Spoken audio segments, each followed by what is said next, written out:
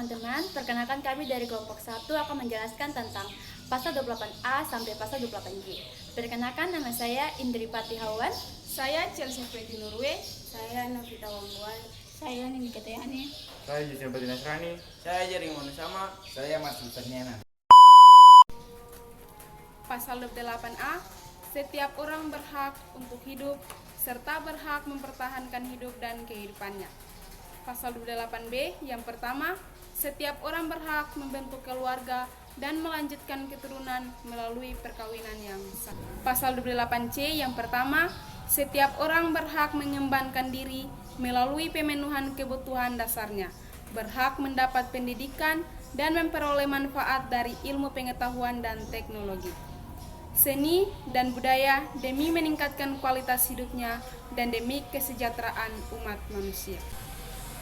Pasal 28C yang kedua, setiap orang berhak memajukan dirinya dalam memperjuangkan haknya serta kolektif untuk membangun masyarakat, bangsa, dan negaranya.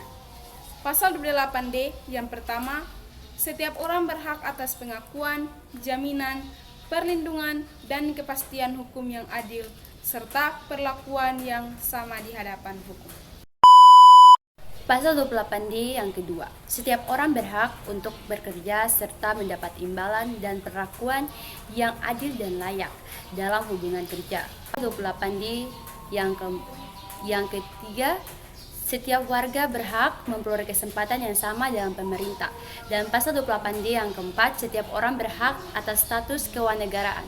Dan pasal 28E ayat yang pertama, setiap orang bebas memeluk agama dan beribadah menurut agamanya, memilih pendidikan dan pengajaran, memilih pekerjaan, memiliki kewarganegaraan, memilih tempat tinggal di wilayah negara dan meninggalkannya serta berhak kembali.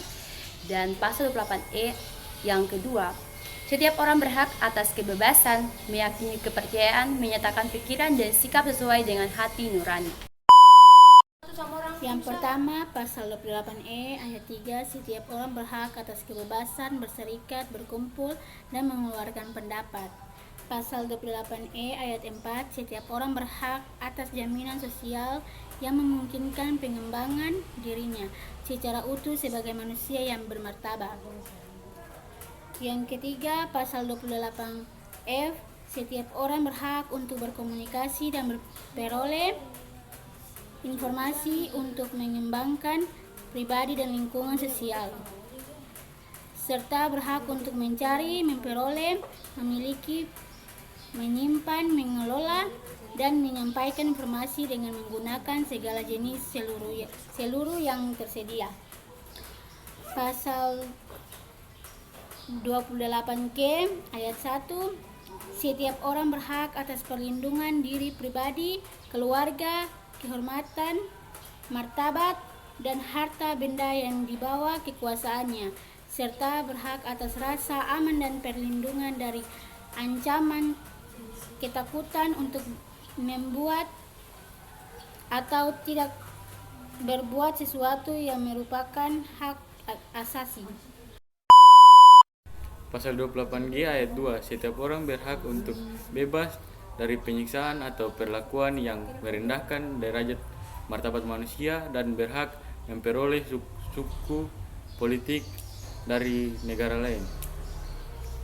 Pasal 28H ayat 1, setiap orang berhak hidup sejahtera lahir dan batin, bertempat tinggal dan mendapat lingkungan hidup yang baik dan sehat, serta berhak memperoleh pelayanan kesehatan.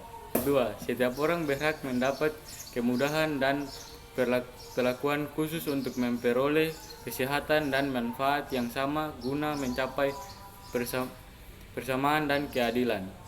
Pasal 28H ayat 3, setiap orang berhak atas jaminan sosial yang memungkinkan pengembangan dirinya secara utuh sebagai manusia yang bermartabat. Pasal 28H ayat 4, setiap orang berhak mempunyai hak milik pribadi dan hak milik tersebut tidak boleh diambil secara sewenang-wenang oleh siapapun. Pasal 28I